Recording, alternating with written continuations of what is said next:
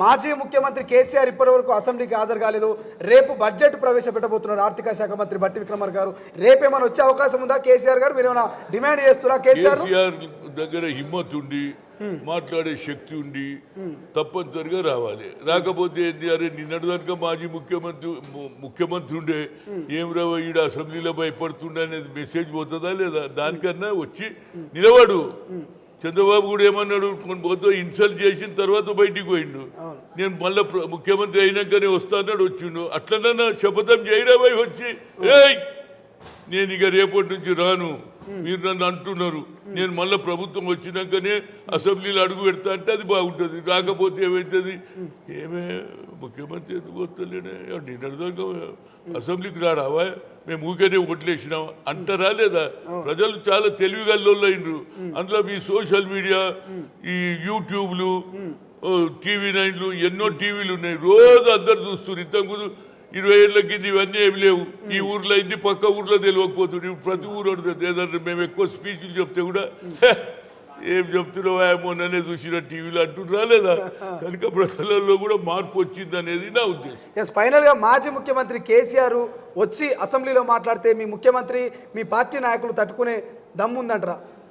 మేము any time మేము ప్రజల గురించి ఎన్నికైనాక మాకు ఆల్రెడీ దమ్ము పెరిగింది. ఆ దమ్ముతోటే మాట్లాడతావు. నువ్వు ఎందుకు ఓడిపోయినావో నీకు మైండ్లో ఉన్నది. నేను తప్పులు చేసినాన్ని అది సరిదిద్దుకుంటే అసెంబ్లీలో వచ్చి కూర్చొని ఒకసారి 2 సార్లు కూర్చున్న తర్వాత ఎక్కువ ఒత్తిడి చెప్తే చంద్రబాబు ఏ విధంగానైతే అసెంబ్లీలో ఏడిచి బయటకు వచ్చింది చూడు, నేను మళ్ళీ అడుగు పెడతా ముఖ్యమంత్రి అట్లనన్నా చేయరాబాయి పేరు అని ఉంటుంది.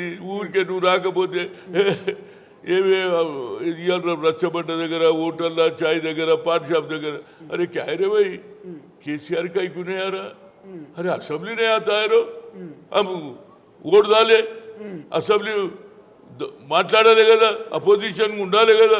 ఉన్న గెలిచిన వాళ్ళు కూడా మాట్లాడకపోతే రేవంత్ రెడ్డికి ఇంకా ధైర్యం పెరుగుతుంది, ఇంకా ఈ మమ్మల్ని దొక్కేస్తాడని ప్రజలు అనుకోరు, కార్యకర్తలు. కనుక దాని గురించి అన్న వచ్చి 4 మాటలు మాట్లాడి ఏది ఉన్నదో చెప్తే తిడతారు. నువ్వు తిడతావు, ఆయన తిడతావు, కానీ అది జనానికి తెలవాలి కదా నీ మనసులో నా బాధ ఏందో. ఇప్పుడు నువ్వు ఇవాళ బయట పడ్డావు, నా బిడ్డను కావాలని హింసిస్తున్నారు అన్నావు.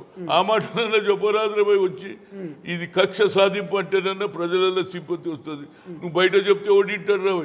అసెంబ్లీ రాకపోతే అది అసెంబ్లీ ఫోరం. నేను కూడా పార్లమెంట్లో ఎందుకంటున్నా, నిలదీయమంటున్నా మా ఎంపీలను, అపోజిషన్ లీడర్గా నిలదీ. అప్పుడన్నా నరేంద్ర మోడీకి బుద్ధి వచ్చి రాష్ట్రాలకు సరి అయిన బడ్జెట్ వస్తుంది అనేది నా ఉద్దేశం. ఫైనల్గా ఒక మాటతో క్లోజ్ చేసే ప్రయత్నం చేస్తా. రేపు బడ్జెట్ ప్రవేశపెడుతున్నది, కేంద్ర బడ్జెట్ ఏమైనా వస్తే ఆ బడ్జెట్ ఈ బడ్జెట్ కలిపి ప్రవేశపెడదాం అనుకున్నది. కేంద్రం నుంచి ₹1 రాలేదు. తెలంగాణ బడ్జెట్ ఎట్లుంటుంది? కేంద్ర బడ్జెట్ ఆల్రెడీ ఏది గుండు 0 పెట్టింది. ఏదన్నా ఉంటే మా ఓనర్ల మీదే చెప్తాం, ఇక ఆయన ఇయ్యడం తెలిసిపోయింది. మా దగ్గర స్టడీ చేస్తున్నాం, ఎట్లా చేయాలి ఏం కథ అనేది మనకి ఆల్రెడీ ఆడిక్ట్ అనేది దాని మీద అవుతుంది.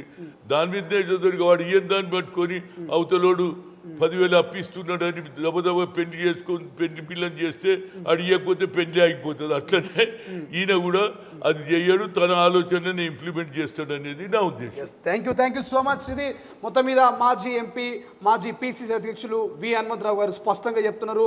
నరేంద్ర మోడీ గారు కక్ష సాధింపుగా తెలంగాణకు గుండు సున్ననిచ్చిర్రు. కనీసం మాజీ ముఖ్యమంత్రి కేసీఆర్ ఇప్పుడైనా అసెంబ్లీకి వచ్చి ప్రజలు ఓట్లేసి గెలిపించారు కాబట్టి ప్రజల వాయిస్ను ఖచ్చితంగా అసెంబ్లీలో వినిపించాలంటూ ఆయన విమర్శలు చేసేటువంటి ప్రయత్నము, సజెషన్ చేసేటువంటి ప్రయత్నం చేశారు. సో చూద్దాం మరి ఇప్పటికైనా మాజీ ముఖ్యమంత్రి కేసీఆర్ అసెంబ్లీలో అడుగు పెడతాడా, అధికార కాంగ్రెస్ పార్టీ అడిగేటువంటి ప్రశ్నలకు సమాధానం చెప్తారా లేదనేది చూడాల్సినటువంటి అవసరం ఉంది. కెమెరా పర్సన్ అజయ్తో శ్రీశైలం, తొలి వెలుగు, హైదరాబాద్. అసలైన తొలి వెలుగు. ఫాలో వాట్సాప్ @ తొలి వెలుగు అఫీషియల్. అసలైన తొలి వెలుగు. ఫాలో వాట్సాప్ @ తొలి వెలుగు అఫీషియల్.